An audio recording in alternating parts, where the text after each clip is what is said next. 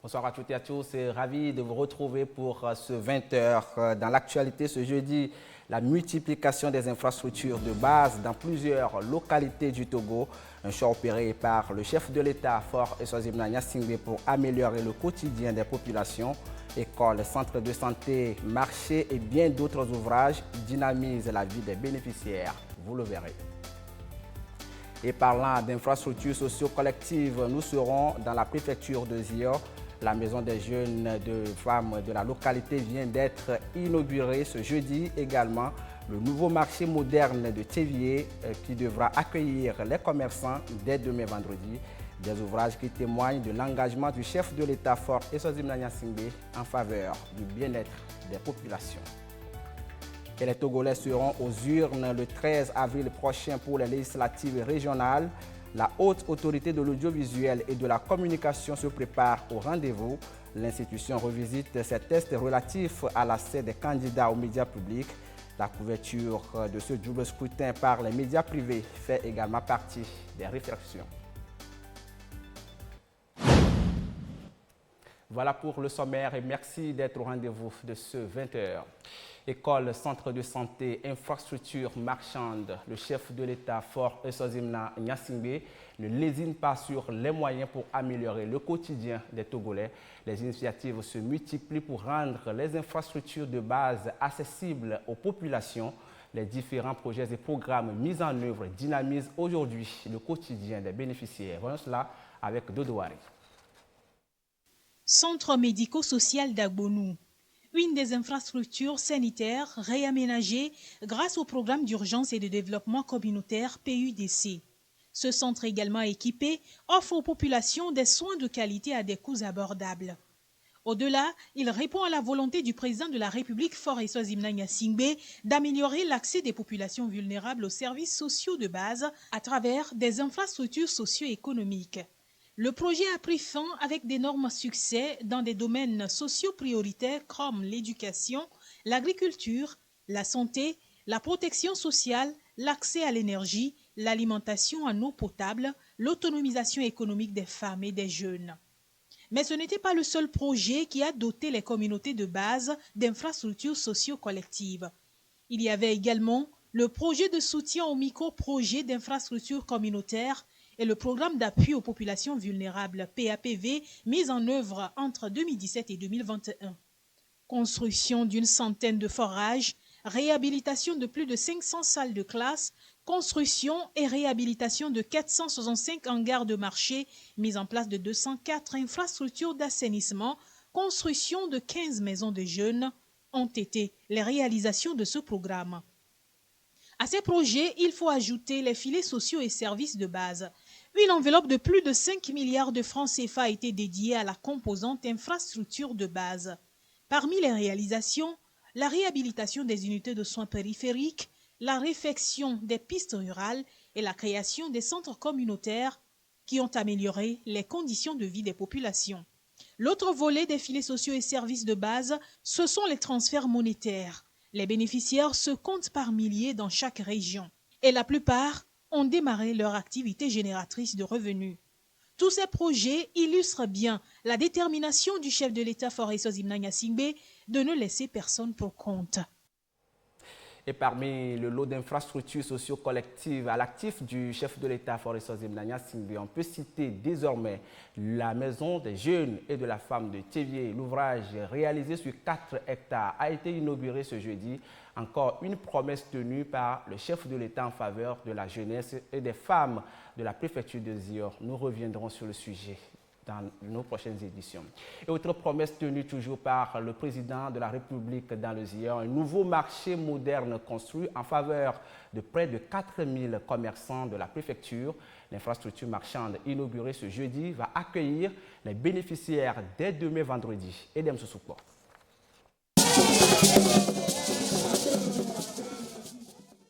Euphorie des grands jours à Thévier, et pour cause.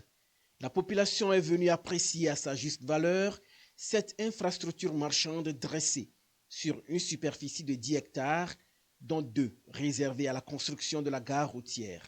Dès ce vendredi, jour du marché, les commerçants vont déménager de l'ancien site pour occuper ce nouveau marché moderne et plus spacieux avec ses 4409 places. C'est un joyau qui répond à la politique du bien-être socio-économique des populations prônée par les plus hautes autorités du pays, au premier rang desquelles le chef de l'État Faure Eswazimna Gnassingbé. Vraiment, nous sommes très très heureuses. Et puis encore très heureuses ce matin pour ce beau cadeau. Et puis, je me tiens au nom de la commune de Zio, toute la région maritime, surtout aux femmes du grand marché de Tchévié, pour dire un grand merci au chef de l'État pour ce beau cadeau qui nous est offert, nous les femmes de Tchévié, surtout le Zio. Et nous les femmes, nous sommes derrière lui. Il ne faut pas qu'il va s'inquiéter. Quand moi j'arrive sur cet espace-là, je suis vraiment fière. Quand nous regardons les bâtiments, et j'ai parcouru le Togo, je crois que on peut nous compter parmi les premières villes qui ont bénéficié d'un si beau cadeau par les infrastructures construites ici. Je profite pour remercier son Excellence, le Président de la République, pour l'opportunité qu'il donne aux femmes d'assurer leur développement propre, mais en même temps le développement de leur famille et partant le développement de tout le Togo. Quand on s'occupe des besoins des femmes, on assure le bien-être et la construction de tout le développement des enfants également, des jeunes et de tout le monde entier. C'est aussi le fruit d'une coopération agissante entre le gouvernement et plusieurs partenaires, dont l'Allemagne, à travers la KfW et l'UEMOA. Ce nouveau marché est une réponse appropriée aux doléances formulées par les populations lors du Forum des producteurs agricoles du Togo l'an dernier. L'ouvrage va faciliter l'écoulement des produits essentiellement agricoles et encourager la population de Zio à promouvoir le Made in Togo. Le marché de Tchévié, il s'agit d'une nouvelle infrastructure marchande bâtie selon les meilleurs standards avec l'appui de la NADEB et du programme d'appui à la décentralisation de la coopération allemande. Il offre plusieurs avantages aux opérateurs économiques de la commune de Tchévié et contribuera sans aucun doute au renforcement de l'inclusion sociale et économique de la zone. Je voudrais également saisir cette occasion pour remercier tous les partenaires au développement et de façon particulière la coopération allemande pour leur accompagnement dans la construction de ce nouveau marché. La préfecture de Zio et sa population sont donc très honorées par ce nouveau marché qui aura un fort impact sur le développement harmonieux du milieu. Il va générer des recettes mensuelles estimées à 9 885 600 francs contre 4 312 000 francs CFA pour l'ancien marché, soit des recettes annuelles de 118 627 200 francs contre 51 744 000 francs CFA. Et si ce nouveau marché est construit, c'est tout simplement parce que l'ancien est devenu inadapté pour les commerçants.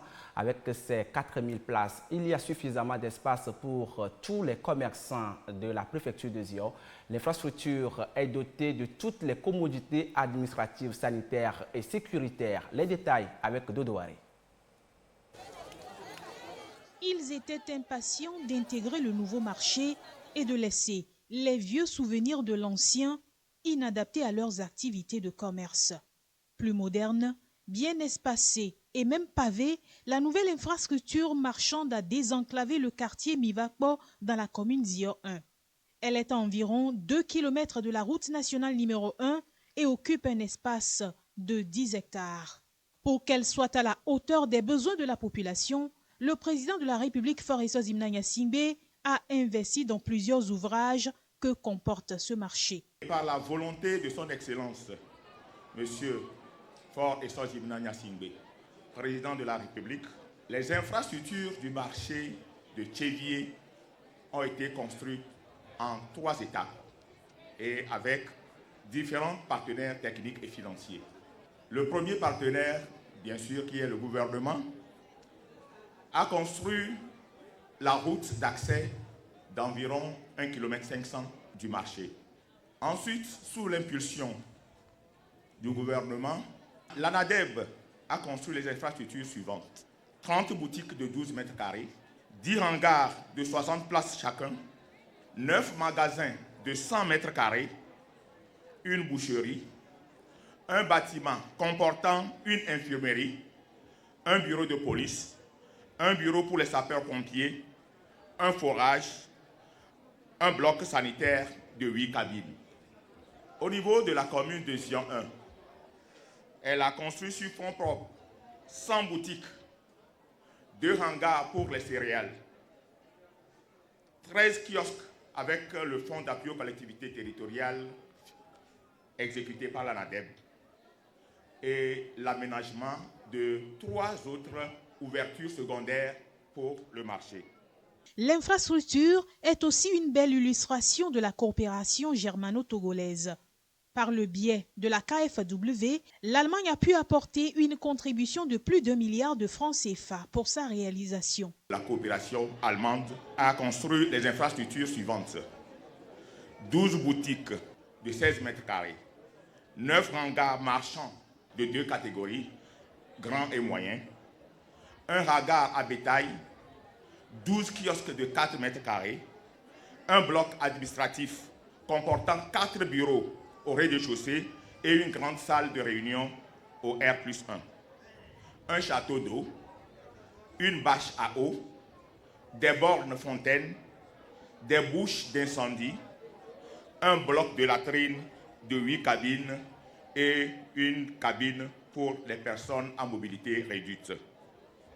Le terrassement et l'assainissement du marché ainsi que la pose du pavé dans le marché. Ils ont également réalisé la clôture du marché sur les 8 hectares. Nous avons mis nos forces en commun pour obtenir un résultat, comme vous voyez, excellent.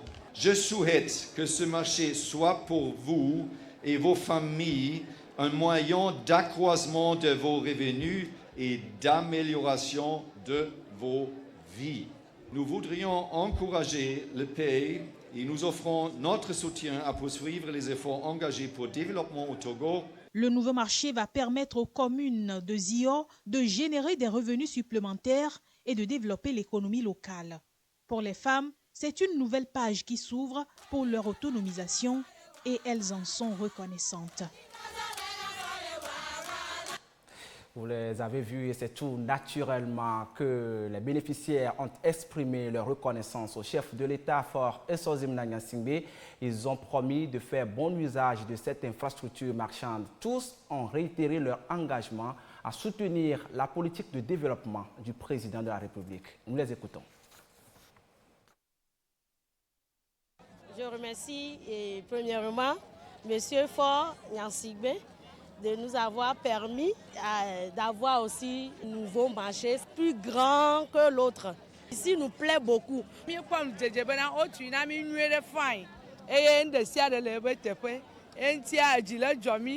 na aleko tu asihoye ya na mi le dakpe mi abe president bubuto chebie ba sie ya ejochinami agan ba sie nya sie am tongwa ko le tunamia pe amia mi le pojijo mi le dakpe na mi abe president Faure asiko hware agbado mu sugbon na mi o asiko cho mu le miasi o voici ya agbado sugbon na mi asiko cho le miasi president Faure Esozimna mbe ma dakpe na ya me elabena echo de le me mi chevie nyonu mi ezionyonu jijo ina le mia ba jio me ana de wa de rego mi akpo ba na mi le jijo pon elabena anu yo mi bia awe na mi. L'actualité, c'est aussi cette première prise de contact du ministre secrétaire général du gouvernement, Christian Trémois, avec les secrétaires généraux et directeurs de cabinet des ministères et institutions de la République. 6 mois après sa nomination, Christian Trémois a initié cette rencontre pour rappeler à ses collaborateurs leurs obligations. Il aspire à une administration publique plus efficace et plus productive. Elia Gbanyandao.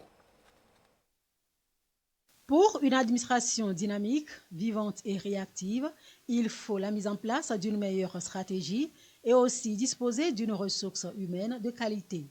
C'est en substance Le message véhiculé ici par le secrétaire général du gouvernement. À travers cette rencontre de prise de contact, Christian Enina Motremoa fait le point des activités avec les secrétaires généraux et directeurs de cabinet des ministères et institutions de la République. Ensemble, ils échangent sur les différents problèmes auxquels ils sont confrontés. La démarche vise à permettre à tout citoyen de jouir facilement, librement et efficacement des services publics. Le Togo a besoin de se repositionner par rapport à tous ses pays voisins, mais aussi à tout le contexte international. Il y a des enjeux sécuritaires qui sont en place, donc qui freinent un peu notre action publique. Aujourd'hui, la philosophie, c'est de tenir compte de tous ces poids qui peuvent nous ralentir pour voir comment nous les contournons, comment nous avançons plus rapidement et les leviers sur lesquels nous devons agir pour permettre à notre pays de pouvoir disposer de ces avantages-là. Nous avons une feuille de route également qui est en cours. La Réunion va faire l'évaluation ministère par ministère sur l'exécution au niveau administratif, de sorte à voir comment nous accélérons le rythme pour que la feuille de route soit totalement complète. Le rôle d'un secrétaire général d'une administration, d'une institution, c'est d'une part d'assurer la coordination de tous les services centraux. Donc d'être la machine qui pousse les directions à fonctionner. La machine administrative est peut-être lourde, mais ce sont les hommes et les femmes qui doivent faire en sorte qu'elle devienne légère, huilée et qu'elle tourne rapidement. Rappel des missions du secrétariat général, distinction entre secrétaire général et directeur de cabinet, les liens qui existent entre un secrétaire général et un directeur de cabinet, les problèmes administratifs récurrents sont entre autres thèmes inscrits à l'ordre du jour. Des thèmes qui permettront à ces différentes personnalités de discuter des résultats attendus en vue d'un meilleur aboutissement de la feuille de route gouvernementale Togo 2025.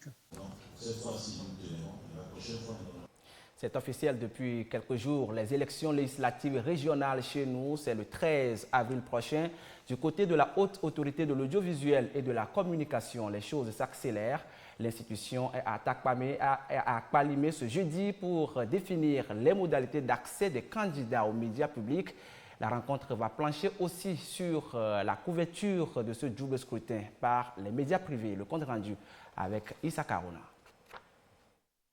Pas de répit pour la Haute Autorité de l'Audiovisuel et de la Communication après l'annonce officielle de la date des élections législatives et régionales au Togo. Réunis en session à Kpalimé, les membres de l'institution chargée de la régulation des médias planchent sur les différents textes qui vont régir la couverture médiatique de ce double scrutin. Un travail qui sera à deux niveaux. Il s'agit de définir les textes qui vont d'une part organiser la couverture par les professionnels des médias. Ensuite, les textes qui vont gouverner l'accès des candidats aux deux élections aux médias. Il y a deux types d'accès qu'il faut organiser. La deuxième phase va être consacrée à identifier et à mettre en place la stratégie qui permettra aux candidats d'accéder directement aux médias publics. Il faut permettre à chacune des composantes de pouvoir bénéficier des prestations des médias publics à titre gratuit, mais également leur permettre d'être présents sur les médias privés, aussi bien dans la capitale que l'ensemble du territoire national.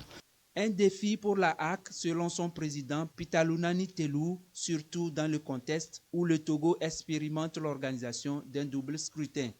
Il a exhorté les membres à une participation active afin d'aboutir à des textes qui garantissent un traitement équitable des candidats, gage d'un scrutin apaisé. Le programme est chargé et dense, mais je ne doute pas un seul instant de notre disponibilité à l'analyse minutieuse de ces questions afin que les élections législatives et régionales du 13 avril 2024 soient libres, transparentes, équitables et démocratiques.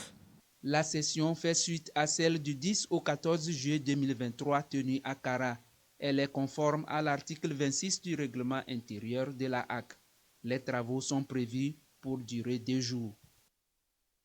Faisons maintenant un tour dans les savanes avec la Chambre de commerce et d'industrie du Togo. L'institution forme les opérateurs économiques de la région sur les nouvelles mesures fiscales de la loi de finances exercice 2024. Cette rencontre entend leur permettre de mieux lutter contre les redressements fiscaux. Yataratem. La Chambre de commerce et d'industrie du Togo, CCI Togo, éclaire les opérateurs économiques de la région des Savanes sur la nouvelle réforme de la loi de finances, exercice 2024. Le contexte de la loi des finances 2024, le périmètre d'application, les mesures reconduites ainsi que les modifications apportées au Code général des impôts sont entre autres aspects abordés. Les différents avantages attirés de cette nouvelle mesure également présentés.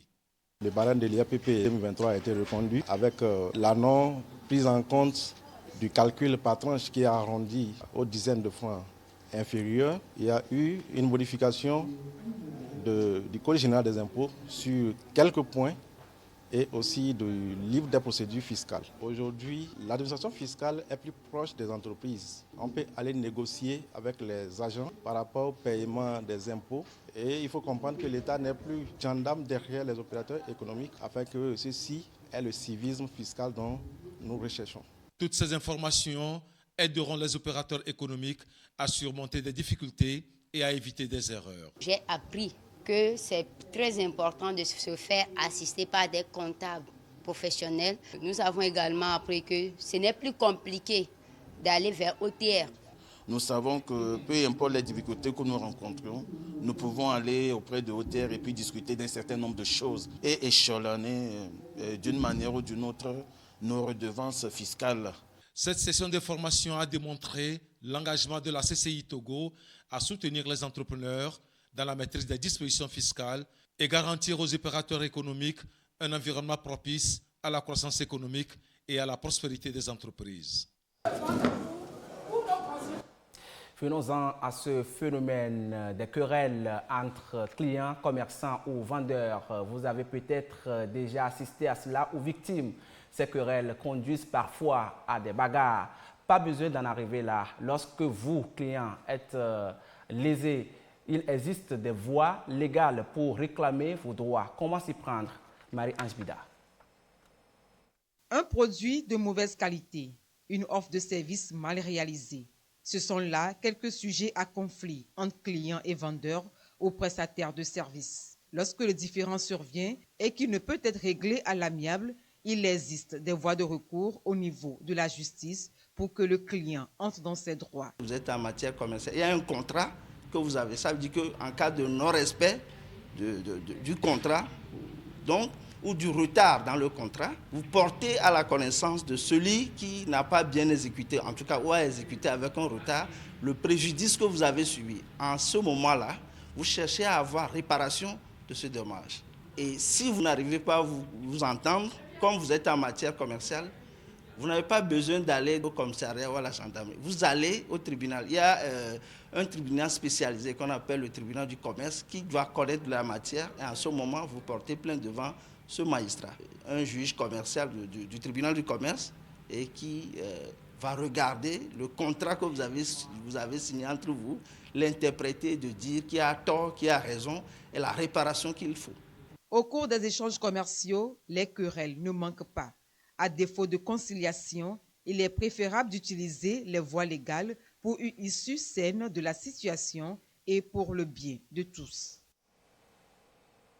Ceci nous amène à Kara pour nous intéresser aux petites activités commerciales qui se développent de plus en plus autour de l'université de Kara.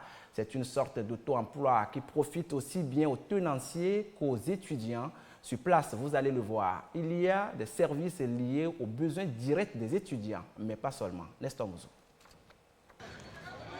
Des kiosques et étalages autour de l'université de Kara. Les tenanciers proposent des services à tout client, mais surtout aux étudiants, leurs voisins. Au fil des années de l'existence de cette institution, ce petit commerce prend de l'ampleur. Preuve que la mise en place des infrastructures induit la création d'emplois. Certains services ici, dans l'environnement immédiat de l'université de Kara, comme la photocopie, la reliure et l'informatique, sont en lien direct avec les besoins des étudiants. Nous avons eu le cours de la pédologie, deuxième partie. Et puis, comme nous n'avons pas le cours, on est venu dans la boutique pour photocopier. Si on n'a pas pu payer ça dans la salle, à la pause, on sort un peu et puis on fait ça en quelques minutes et puis on repart. Ici, venir ici parce que l'emplacement, c'est pas loin du campus et ça m'avantage de faire photocopie. Ça nous réduit le temps pour ne pas retourner en retard au cours aussi. Cela dépend de la qualité des services qu'on leur donne et je crois qu'ils sont satisfaits. Nous sommes leurs sauveurs parce que nous sommes à côté. C'est rentable, sinon on ne serait pas là.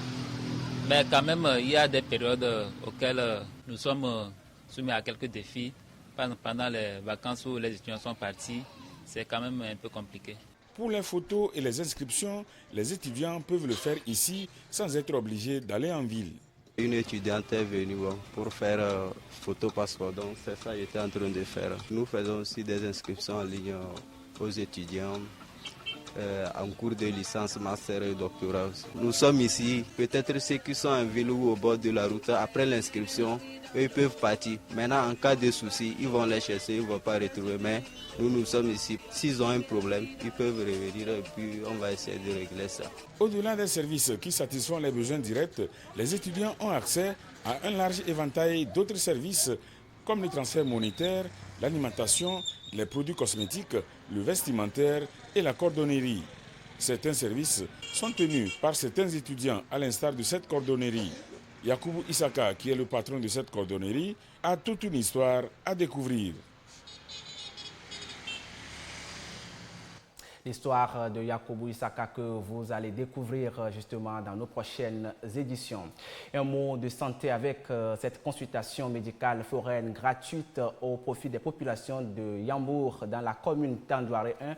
L'opération est menée par la nouvelle société cotonnière du Togo. C'est à travers son projet Caravane de la santé. Yataratem.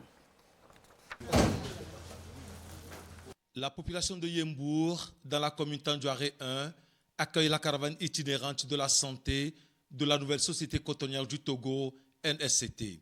La société a mobilisé le personnel médical pour des soins gratuits. La NSCT a une responsabilité envers les producteurs. Et donc la NSCT, dans le cadre de ce qu'on appelle la responsabilité sociétaire et de la durabilité, a mis en place un plan.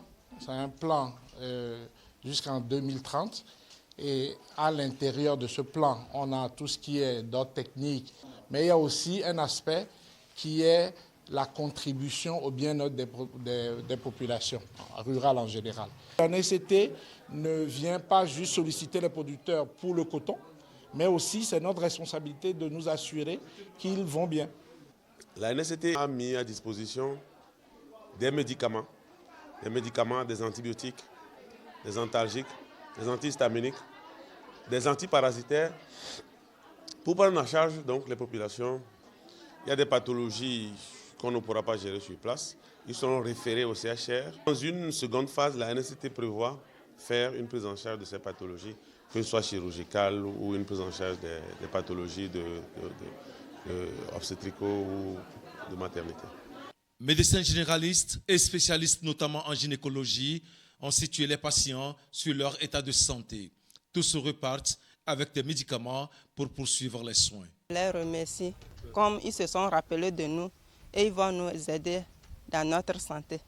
Plus de 300 personnes ont bénéficié de cette opération foraine.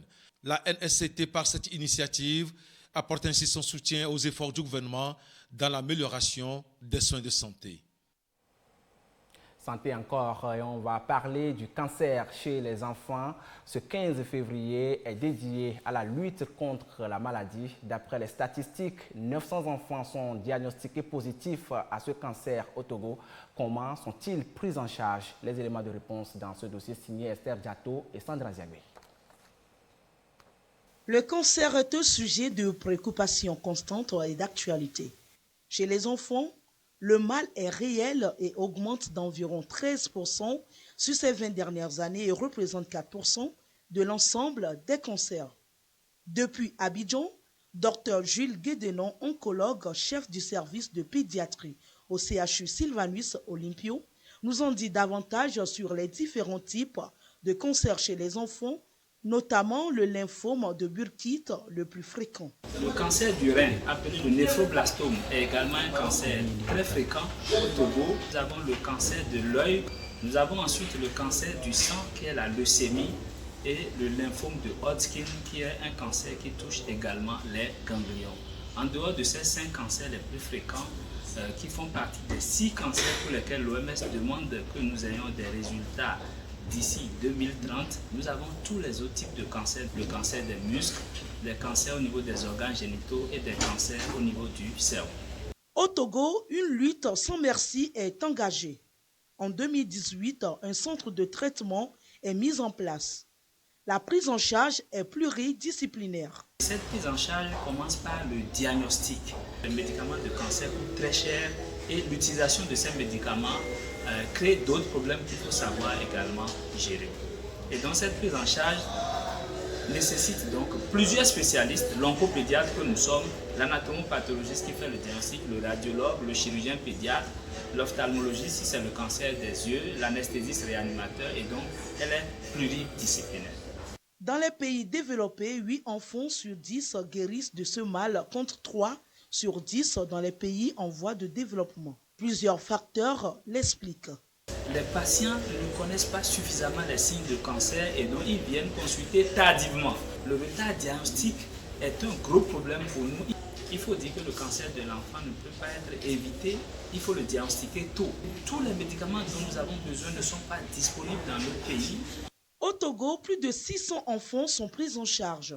Tous stades confondus, un enfant sur 2 recouvre la santé. Et le centre met tout en place pour leur redonner du sourire. Et nous souhaitons un bon rétablissement à tous ces enfants atteints du cancer. Et ainsi se referme ce 20h. Merci à vous qui l'avez suivi un peu partout grâce à votre chaîne, à notre chaîne, la télévision togolaise. L'actualité revient à 22h30. À tout à l'heure.